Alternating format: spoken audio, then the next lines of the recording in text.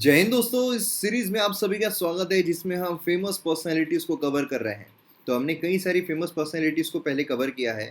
आज हम एक बहुत ही अद्भुत पर्सनालिटी को कवर करने वाले हैं जिनका नाम है भगत सिंह।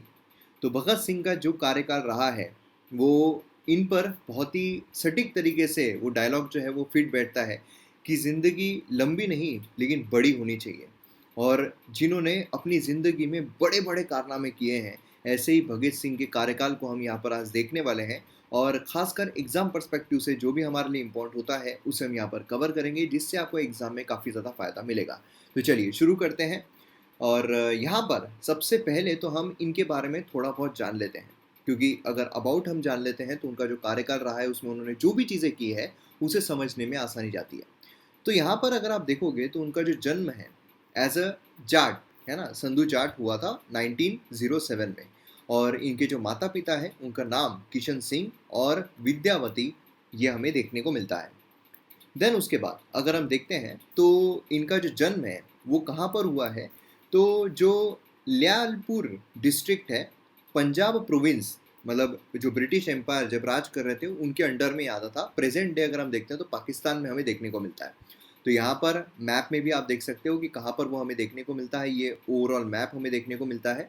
तो क्या होता है जब हम मैप से पढ़ते हैं तो हमें समझने में आसानी जाती है। अब यहाँ पर जो इम्पोर्टेंट चीज़ आती है वो ये है कि इनका जो बर्थ है वो कोइंसाइड होता है with release of father and उनके दो अंकल्स, मतलब अजीत सिंह एंड स्वरण सिंह, इनकी जो रिहाई है। अब इससे हमें ये भी पता चलता है कि इनके जो फादर है या फिर इनके जो ग्रैंड फादर थे, ये सभी हमें पॉलिटिक्स में देखने को मिलते थे। मतलब इन्होंने फ्रीडम स्ट्रगल जो है उसमें काफ़ी अपना योगदान जो है वो दिया हुआ है। अब अगर आपने मॉडर्न हिस्ट्री के लेक्चर्स देखे एमएम एकेडमी ऐप पर तो स्वरण सिंह नाम जो है काफ़ी आप हैबिचुअल होंगे, कई बार आपने जो हमारे मॉडर्न हिस्ट्री के लेक्चर्स हैं उसमें ये नाम जो है वो सुना होगा। फैमिली जो है काफ़ी ज़्यादा पॉलिटिकली एक्टिव थी। ग्रैंडफादर अगर हम अर्जुन सिंह देखते हैं तो उन्होंने स्वामी दयानंद सरस्वती हिंदू रिफॉर्मिस्ट मूवमेंट जो है उसको काफ़ी समर्थन दिया था और उन्होंने फॉलो भी किया था। अब आपको ये जो आर्य समाज है ना, ये सारी जो मूवमेंट्स रही है ये आप सभी को पता ही होगी अगर आपने मॉडर्न हिस्ट्री के लेक्चर्स कवर किए हैं। 1923 की अगर हम बात करते हैं तो इन्होंने नेशनल कॉलेज लाहौर में ज्वाइन किया। 1923 में उन्होंने ऐसे कंपटीशन जो है वो भी जीती थी जो हिंदी साहित्य सम्मेलन यहाँ पर उनके द्वारा आयोजित की गई थी। अब देखिए ये चीज़ इंपॉर्टेंट क्यों होती है, इससे हमें ये पता चलता है कि जब उन्होंने ऐसे कंपटीशन जीती थी। अब देखिए जो भी यूपीएससी की प्रिपरेशन कर रहे हैं उनको ऐसे जो है वो पेपर यहाँ पर देना पड़ता है। अब ऐसे आप सभी को पता है कि कितना मुश्किल होता है ना, जो भी ऐसे आया उसको किस तरीके से हम लिखे, किस तरीके से प्रस्तुत करें, काफ़ी मुश्किल होता है। लेकिन यहाँ पर उन्होंने ऐसे कंपटीशन जीती थी, इससे हमें ये पता चलता है कि वो कितने अच्छे लेखक भी रहे हैं और कितनी अच्छी अच्छी चीज़ें उन्होंने लिखी है। और इससे मैं आपको ये कहना चाहता हूँ कि जो भी किताबें इनके द्वारा लिखी गई है या जो भी लेटर्स इनके द्वारा लिखे गए हैं वो लेटर्स आप ज़रूर पढ़िए। उससे हमें थॉट प्रोसेस जो है वो पता चलती है, किस तरीके से थॉट प्रोसेस इतनी यूथ इंसान की हमें देखने को मिलती होगी जिन्होंने अपना जीवन जो है पूरा झोंक दिया था देश की आज़ादी के लिए। मतलब कौन ऐसा करता है कि यूथ अपना जो यूथ जो फॉर्म होता है हमारे ज़िंदगी का वो पूरा न्योछावर कर देना, इसके लिए एक बहुत बड़ा जिगर जो है वो चाहिए होता है। ये इंस्पायर्ड थे young Italy movement of Giuseppe Mazzini. और उसके बाद इन्होंने यहाँ पर जो अरेंज मैरिज है वो अवॉइड करने के लिए वहाँ पर वो भाग गए थे। देन उसका 1968 पोस्टेज स्टैम्प जो है वो इशू किए गए थे 64th बर्थ एनिवर्सरी जो है इनकी, इसके कॉमेमोरेट करने के लिए। तो ये क्या होता है, कभी कभार आपको फैक्चुअल इन्फॉर्मेशन पूछ ली जाती है एग्जाम में। अब यहाँ पर हम बात करते हैं गांधी जी के इन्फ्लुएंस की, क्योंकि आप सभी को पता है कि नेशनल मूवमेंट में गांधी जी जो उनका काफ़ी बड़ा योगदान रहा है और उनका काफ़ी इन्फ्लुएंस भी रहा है। जितनी भी हमें मूवमेंट्स देखने को मिलती है वो इंस्पायर्ड है गांधी जी के द्वारा। तो अब यहाँ पर जब हम बात करते हैं मेन स्ट्रीम जितनी भी मूवमेंट्स रही है उसमें लीडर गांधी जी रहे हैं और या फिर उनका इन्फ्लुएंस जो है काफ़ी ज़्यादा रहा है। तो अब ऐसे सिनारियों में यहाँ पर जो भगत सिंह है उनका गांधी जी का इन्फ्लुएंस कितना ज़्यादा रहा है। अब देखिए जब हम यहाँ पर बात करते हैं गांधी जी के इन्फ्लुएंस की तो इम्पॉर्टेंट चीज़ ये आती है कि इनिशियली तो उन्होंने सपोर्ट किया था। इनिशियली उनका था कि नहीं यार, महात्मा गांधी जो है वो अच्छा काम कर रहे हैं, देश के लिए काम कर रहे हैं, इसीलिए उनको समर्थन करना ही बनता है।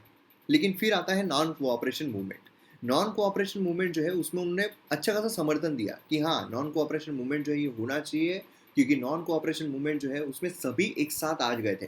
है ना, सभी लोग एक साथ आ गए थे और इसलिए उन्होंने भी समर्थन किया था कि हाँ, इससे आज़ादी जो है वो मिल सकती है, क्योंकि ऐसा बोला भी गया था कि 1 साल के अंदर-अंदर आज़ादी जो है हम दिलाकर रहेंगे, लेकर रहेंगे, तो इसलिए इन्होंने इसका पूरा समर्थन किया था।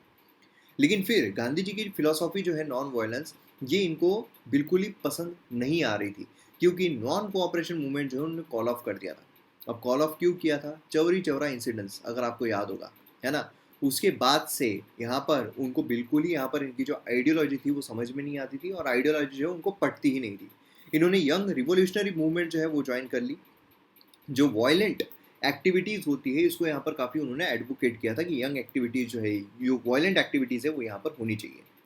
जब हम बात करते हैं एसोसिएशंस की, तो देखिए एसोसिएशंस यहाँ पर काफ़ी इंपॉर्टेंट हो जाते हैं, महत्वपूर्ण हो जाते हैं। तो यहाँ पर एसोसिएशन की बात करते हैं तो 1924 में कानपुर में वो मेंबर बने हिंदुस्तान रिपब्लिकन एसोसिएशन के, जिसे हम HRA भी कहते हैं। ठीक है, हिंदुस्तान रिपब्लिकन एसोसिएशन स्टार्ट किया था सचिंद्रनाथ सन्याल के द्वारा। देन उसके बाद हमें 1925 में वो लाहौर रिटर्न आते हैं, रिटर्न टू लाहौर। 1926 में वो और उनके कलीग जो है रिवोल्यूशनरी यूथ ऑर्गेनाइजेशन शुरू करते हैं, जो नौजवान भारत सभा जो उसके द्वारा फाउंड की गई। इसका एम था कि यहाँ पर जो रिवोल्यूशन है उसको यहाँ पर इनकरेज किया जाए।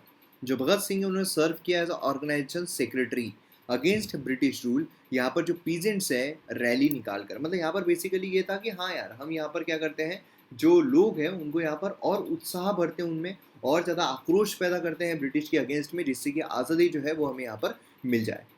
देन उसके बाद अगर हम बात करते हैं 1928 की, तो उन्होंने हिंदुस्तान सोशलिस्ट रिपब्लिकन एसोसिएशन जो है HSRA, ठीक है, ये यहाँ पर हमें देखने को मिलता है अलॉन्ग विद सुखदेव, चंद्रशेखर आज़ाद और बाकी उनके साथीदार जो थे वो भी यहाँ पर थे। भगत सिंह और सुखदेव जो ऑर्गेनाइज किया Lahore student union, open legal work जो है स्टूडेंट में उसके लिए। तो ये कुछ चीज़ें हैं जिनके एसोसिएशंस हैं जो यहाँ पर काफ़ी इंपॉर्टेंट रोल प्ले करते हैं। देन उसके बाद रिवोल्यूशनरी एक्टिविटीज़ की जब हम बात करते हैं तो उसमें हमें सबसे इंपॉर्टेंट लाहौर कॉन्स्पिरेसी देखने को मिलती है, लाहौर कॉन्स्पिरेसी केस। अब इसमें अगर हम देखते हैं तो हुआ क्या था, देखिए लाला लाजपत राय, सबसे इंपॉर्टेंट चीज़ है साइमन कमीशन। साइमन कमीशन जो है वो यहाँ पर आई। साइमन कमीशन आती है 1927 1928। अब वहाँ पर क्या होता है कि जो साइमन कमीशन है उसमें जितने भी लोग थे वो सब हमें ब्रिटिशर्स देखने को मिलते थे। अब यहाँ पर जो इंडियंस थे उनका ये बोलना था कि इसमें एक भी इंडियन क्यों नहीं है, इसीलिए उसका जो बहिष्कार है वो किया गया, उसका अपोज जो है वो किया गया। साइमन कमीशन के द्वारा जो भी लाया गया है वो सब आप जो मॉडर्न हिस्ट्री के हमारे लेक्चर्स है MM अकेडमी ऐप पर वो देख सकते हो। तो यहाँ पर जो लाला लाजपत राय है उन्होंने एक रैली निकाली, जो साइमन कमीशन उसके प्रोटेस्ट में उन्होंने रैली निकाली, और रैली जो है वो निकालने के बाद जो लाठी चार्ज है वो किया गया। जो सुप्रिंटेंडेंट ऑफ पुलिस है जेम्स स्कॉट, उसने यहाँ पर ऑर्डर किया लाठी चार्ज। अब जब यहाँ पर लाठी चार्ज किया गया तो लाला लाजपत राय जो है वो काफ़ी ज़्यादा इंजर्ड हो गए थे 1928 में, और ऐसा कहा जाता है कि उनको हार्ट अटैक के द्वारा उनका जो देहांत है, उन्होंने अपना शरीर जो है वो लाठी मतलब जो हार्ट अटैक है उसके द्वारा छोड़ा। लेकिन ऐसा देखा जाता है क्योंकि जो भगत सिंह है उनके द्वारा देखा गया कि उन पर काफ़ी ज़्यादा लाठियाँ जो है बरसाई जा रही थी, जिसकी वजह से वे हेवीली इंजर्ड हुए थे, और उसी की वजह से उनका देहांत जो है वो हमें देखने को मिला था। और उसी के साथ साथ यहाँ पर HSRA जो है उन्होंने कहा, देखिए यहाँ पर एक चीज़ हमें क्या देखने को मिलती है कि यहाँ पर जो लाला लाजपत राय है उनके भी विचारों से ज़्यादातर जो भगत सिंह है वो प्रभावित नहीं थे। उनको उनकी जो विचारधारा है वो इतनी पसंद नहीं आती थी, लेकिन फिर भी जब उनको लाठीचार्ज किया गया, जब उसके वजह से उनका देहांत हुआ ऐसा समझा गया, उसके बाद उन्होंने इसका जो बदला है वो लेने की ठानी। जो भगत सिंह है उन्होंने रिवोल्यूशनरीज के साथ, जैसे कि यहाँ पर जो श्रीराम राजगुरु है, सुखदेव है, चंद्रशेखर आज़ाद है, उनके साथ यहाँ पर आए जिससे कि स्कॉट जो उसको मारा जा सके। अब यहाँ पर क्या हुआ कि स्कॉट को मारने के लिए वो गए, पूरी की पूरी तामझाम जो है वो की गई, पूरी तैयारी की गई, लेकिन हुआ ऐसा कि गलती से जो स्कॉट है वो समझकर उन्होंने साउंडर्स जो है उसको ही मार दिया। ये एक असिस्टेंट सुपरिटेंडेंट ऑफ पुलिस था, उसको मार दिया। उसके बाद क्या हुआ, उसके बाद वो एस्केप हो गए और वो फिर अलग अलग तरीक़ों से अपना एस्केप जो है वो उन्होंने कर लिया। तो ये सारी चीज़ें हमें यहाँ पर देखने को मिलती है जो काफ़ी ज़्यादा इंपॉर्टेंट है। देन उसके बाद जब हम बात करते हैं 1929 सेंट्रल असेंबली बॉम्बिंग केस की, तो ये भी काफ़ी खास इंसिडेंट्स हमें देखने को मिलता है। इसमें बेसिकली हुआ क्या था, इसमें हमें 8 अप्रैल को, ठीक है, कब 8 अप्रैल को हमें 1929 में जो बॉम्ब है सेंट्रल असेंबली दिल्ली में वो हमें देखने को मिलता है। अब यहाँ पर उन्होंने जो बॉम्ब है ये फेंका, ठीक है, बॉम्ब फेंका। अब बॉम्ब भी ऐसी जगह पर फेंका जहाँ पर लोग जो है वो नहीं थे, वैसी जगह पर बॉम्ब फेंका। मतलब यहाँ पर बेसिकली अगर आप देखोगे तो इनका जो मकसद था वो ये नहीं था कि किसी को मारना है, किसी को हर्ट करना है, लेकिन यहाँ पर उनका मकसद जो है वो ये था कि यहाँ पर जो डेफ है, जो बहरे हैं, उनको यहाँ पर जो चीज़ें हैं वो बताई जा सके, जो चीज़ें हैं वो सुनाई जा सके। तो 8 अप्रैल को उन्होंने बॉम्ब फेंका। उसी के साथ जो पैम्पलेट्स होते हैं वो भी उन्होंने फेंके, और यहाँ पर प्रो रिवोल्यूशनरी स्लोगन्स जो है वो यहाँ पर रेस किए गए। रिवोल्यूशनरीज यहाँ पर अरेस्ट किए गए, वहाँ से भागे नहीं। जब उन्होंने बॉम्ब फेंका तो उसके बाद वो भागे नहीं, वहीं पर खड़े रहे, क्योंकि उनको ये चाहिए था कि हाँ हमको अरेस्ट करें, जिससे कि यहाँ पर लोग जो उनको पता चले कि हमारी बेसिकली मंशा है क्या। कोई भी इस इंसिडेंट में हर्ट नहीं हुआ था। इंटेंशन सिर्फ ये था कि कोई फिजिकल हार्म नहीं करना है, लेकिन यहाँ पर जो उनकी बात है वो वहाँ तक पहुँचानी है, जो बहरे हैं उनको वहाँ पर सुनाना है। भगत सिंह जो है मास्टरमाइंड थे इस इंसिडेंट्स के पीछे। और फिर उसके बाद यहाँ पर अगर आप देखोगे तो भगत सिंह दत्त यहाँ पर जो ट्रांसपोर्टेशन मतलब सेंटेंस टू लाइफ है वो उनको यहाँ पर दिया गया। एंड देन उसके बाद एग्जीक्यूशन जो है वो हमें देखने को मिलता है। इसमें अगर आप देखोगे तो उनको चार्ज किया गया, जो साउंडर मर्डर केस है उसमें राजगुरु, सुखदेव और बाकी लोग जो थे उनको। एंड देन उसके बाद अगर हम देखते हैं तो यहाँ पर जो डिस्क्रिमिनेशन है प्रिजन में, क्योंकि उनको जो प्रिजन में रखा गया था, जेल में रखा गया था, तो जो डिस्क्रिमिनेशन है वो उनके द्वारा देखा जा रहा था, और इसीलिए उन्होंने वहाँ पर हंगर स्ट्राइक भी की थी। ये बहुत कम लोगों को पता है कि हंगर स्ट्राइक जो है वो भी की गई थी एज अ पॉलिटिकल प्रिजनर, क्योंकि उनका ये बोलना था कि हम आम प्रिजनर नहीं, हम पॉलिटिकल प्रिजनर हैं, तो हमको जो सहूलत है, हमको जो चीज़ें हैं वो भी उसी तरीके से दी जानी चाहिए। उन्होंने यहाँ पर इक्वालिटी डिमांड की। जो यूरोपियंस थे और जो इंडियन प्रिजनर्स थे उसमें इक्वालिटी डिमांड की, फूड स्टैंडर्ड से रिलेटेड, क्लोथिंग से रिलेटेड, टॉयलेटरीज से रिलेटेड, जो किताबें हैं, डेली न्यूज़पेपर है उससे रिलेटेड, कि वो सारी चीज़ें जो है वो यहाँ पर दी जानी चाहिए।